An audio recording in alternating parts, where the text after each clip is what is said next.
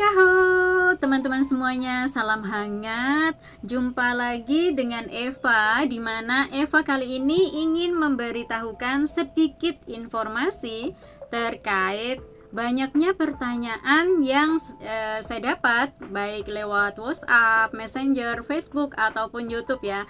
Nah, di sini Eva ingin menjawab pertanyaan tersebut, yaitu terkait cuti tahunan, di mana cuti tahunan ini akan kita dapat selama bekerja di Hong Kong ya tentunya.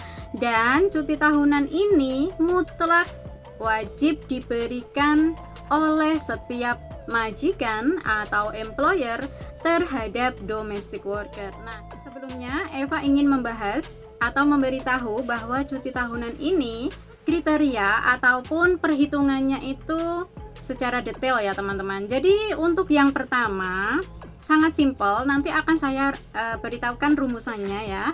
Teman-teman bisa langsung menambahkannya sendiri begitu. Panduannya apa? Nah, pertama, teman-teman bisa dan sangat mudah ketika melihat bahwa cuti tahunan per tahun itu ada 7 hari ya, 7 hari. Nah, di tahun pertama 7 hari, di tahun kedua tetap 7 hari, di tahun ketiga akan naik 1 hari, jadi 8 hari. Nah, di tahun keempat akan naik lagi 1, jadinya 2 ya. Jadi di tahun keempat itu kita mendapat 9 hari.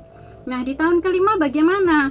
Kelima dan seterusnya hingga kalian berada di Hong Kong selama 10 tahun adalah bertambah 2 setiap tahunnya. Nah, bagaimana detailnya akan saya bahas ya. Nah, silahkan simak video saya sampai selesai dan silahkan teman-teman nanti bertanya di kolom komentar apabila teman-teman masih merasa ragu ataupun belum paham ya.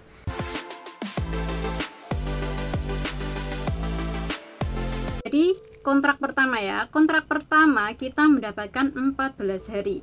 Kontrak ketiga kita mendapatkan 21 hari. Kontrak keempat kita mendapatkan berapa? 25 hari. Kemudian kontrak kelima kita mendapatkan 28 hari. Nah, kontrak kelima ini otomatis kita bekerja selama 10 tahun kan. Nah, sesudah 10 tahun hingga ke atas atau for above ya, ini teman-teman tetap mendapatkan 28 hari. Teman-teman bertanya, Mbak Harni bagaimana kalau saya bekerja 11 tahun? Nah, berapa cuti tahunan yang saya dapat misalnya?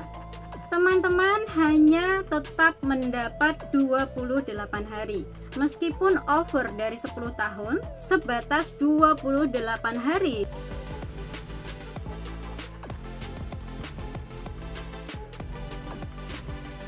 Apabila teman-teman ingin menghitung berapa jumlah cuti tahunan di tahun-tahun yang ganjil, misalnya 5 atau 7. Nah, untuk yang tahun ke-5 dan 7, rumusnya sangat gampang. Teman-teman bisa menggunakan 2 variasi cara ya. Cara pertama, teman-teman bisa menambahkan antara cuti yang keempat ya dan kelima. Kalau 4 tahun, kita mendapatnya tadi 9 hari. Kalau yang kelima berarti 10 hari. Kalau teman-teman 5 tahun bekerja mendapatkan 9 plus 10. Nah, di tahun ke-6 teman-teman mendapatkan cuti tahunan selama 11 hari, ya kan? Di tahun ke-7 ada 12 hari. Teman-teman berarti di tahun ke-7 ini berapa cuti tahunan yang didapat? 11 ditambah 12 berarti berapa? 23 hari. Jadi sangat simpel ya teman-teman. Tapi ada satu cara yang lebih simpel lagi. Ini kalau saya pribadi lebih menggunakan cara ini. Karena kadang-kadang itu ribet ya untuk menghafal antara 10, 11, 12, 13. Itu sangat ribet kalau bagi saya. Kalau saya sih menggunakan cara yang simpel saja. Simpelnya bagaimana? Nah, antara cuti tahunan misalnya nih 5 tahun ya, saya akan membahas untuk tahun kedua dan ketiga ini jaraknya ada 21 hari hingga ke yang 25 hari ada 4 kan teman-teman. Jadi yang 4 ini apabila kita itu misalnya cuma separuhnya saja, kita bisa bagi 2, begitu loh teman-teman. Nah, ketika menghitung yang di angka 5 tahun ya, teman-teman cukup menambahkan saja, karena yang keempat cuti tahunan kita adalah 17 ya, tinggal menambahkan 2. Jadi teman-teman mendapatkan 19 hari. Begitu saja, hasilnya pun sama gitu loh. Nah, ketika kita menghitung seperti ini, saya rasa juga benar. Karena apa? Karena yang terpenting itu kita cari simpelnya, begitu ya. Yang penting kita tidak melanggar peraturan Labor Department dan juga seputar terkait undang-undangnya. Seperti itu saja. Nah, untuk teman-teman yang ingin juga bertanya bagaimana kita mengetahui gaji harian, nah itu juga sangat simpel. Biasanya untuk orang Hong Kong, karena kita itu dalam hal keuangan itu adalah biasanya sangat detail. Seorang agensi akan memilih cara yang lebih detail ketimbang yang lebih simpel. Karena untuk masalah keuangan ini harus benar-benar diperhitungkan secara rinci, seperti itu ya teman-teman. Gimana untuk mengetahui keuangan yang gaji harian kita secara rinci, yaitu teman-teman bisa mengalihkan antara gaji bulanan dikali 12 dibagi 365 hari. 365 hari ini adalah hari di dalam 1 tahun ya. Jadi di situ nanti akan bertemu untuk gaji harian kita. Seperti itu ya teman-teman. Misalnya gaji dibagi 30 hari ya, terus hasilnya berapa?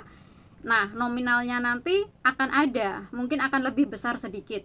Mungkin akan selisih $1 lebih ya kan, 1 hingga $2. Tetapi apakah itu juga berlaku? Boleh. Yang terpenting majikan bisa menerima, begitu ya.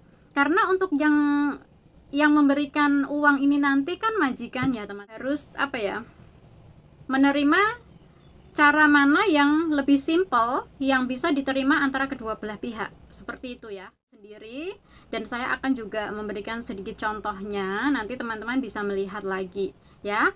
Dan terima kasih untuk teman-teman yang juga sudah memberikan pertanyaan-pertanyaan, baik melewati Messenger, WhatsApp ataupun Facebook ataupun yang lainnya. Untuk hal-hal lain terkait several payment ataupun long service ataupun seputar peraturan yang terupdate tatkala teman-teman ingin extend visa ataupun yang lain-lain, juga boleh nanti mengintip juga. Mungkin akan saya juga buat sedikit video di YouTube mungkin ya. Nanti teman-teman bisa follow YouTube saya, atau teman-teman nanti bisa melihat kembali atau membaca-baca di fanpage Union of United Domestic Worker atau Serikat Pekerja Rumah Tangga Bersatu, di mana UUDW ini juga menyajikan seputar informasi terupdate untuk setiap harinya ataupun setiap peraturan-peraturan itu diperbarui ya, seperti itu. Jadi teman-teman silahkan juga like fanpage UUDW, di sana akan melihat banyak sekali informasi-informasi yang mungkin bisa dipelajari, yang mungkin juga bisa dipahami lagi terkait seputar kontrak kerja, isi kontrak kerja dan sebagainya ya teman-teman. Oke, buat kalian salam sukses selalu dari saya Harni Nurnalifa. Jika ada pertanyaan-pertanyaan yang lain, teman-teman bisa saja inbox langsung ke saya ataupun menghubungi saya di 945000576 ataupun di Facebook Harni Nurnalifa, YouTube, Instagram tetap sama nama ya. Dan apabila teman-teman juga ingin mengetahui seputar keorganisasian, bahkan peraturan yang selalu terupdate di Hong Kong ini ya, peraturan ketenagakerjaan, keimigrasian, teman-teman juga bisa melihat langsung di fanpage Union of United Domestic Worker, yaitu Serikat Pekerja Rumah Tangga Bersatu, di mana UUDW juga akan mengupdate seputar peraturan ketenagakerjaan, keimigrasian yang selalu terupdate setiap harinya. Jadi teman-teman wajib membaca dan jangan lupa untuk selalu searching informasi-informasi terkait peraturan terkini ya, karena peraturan terkini itu selalu berubah-ubah ya teman-teman. Jadi seperti peraturan-peraturan yang juga akan diberlakukan untuk yang kedepannya, seperti itu. Ya, terima kasih. Dan untuk lebih bersahabat dengan saya, teman-teman bisa juga subscribe di channel YouTube saya ya, ataupun teman-teman juga bisa like di fanpage UUDW untuk mengetahui banyaknya informasi yang terupdate, dan juga bisa juga melihat di Facebook saya ya. Saya saya mengucapkan terima kasih untuk peran serta teman-teman ya, menjaga keluarga, memberikan harapan kepada keluarga, dan juga menjadi empowerment of women buat keluarga. Semoga teman-teman mendapatkan rizki yang berkah dan juga mendapatkan balasan serta limpahan surga dari Allah Subhanahu wa taala. Amin ya rabbal alamin. Terima kasih, salam hangat, dan juga thank you for watching. Keep healthy ya.